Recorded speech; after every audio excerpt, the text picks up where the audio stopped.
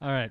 Next up, the town of Ferguson, Missouri, and the Department of Justice reached an agreement this week which would completely overhaul the city's justice system, including ending unlawful arrests, ensuring that the courts are independent of prosecutors, and preserving people's right to film police officers.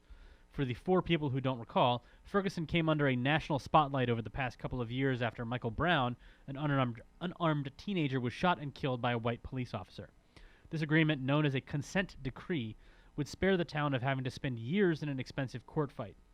Vanita Gupta, the department's top civil rights prosecutor, said in a letter to Ferguson that the consent decree demonstrates the city's, quote, commitment to refocusing police and municipal court practices on public safety rather than revenue generation.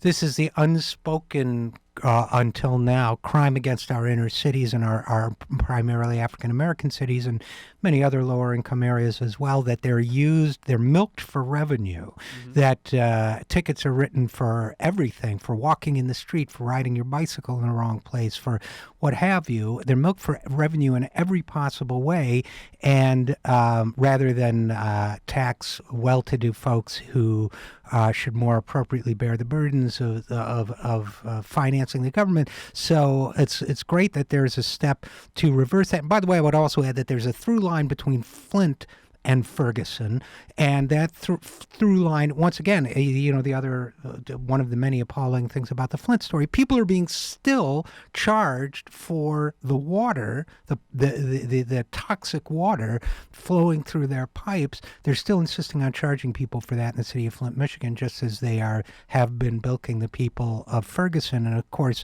when you're trying to get your revenue through police stops and searches and all these things and ticketing, that's what leads to confrontation. That's what leads to tragic and unwarranted death.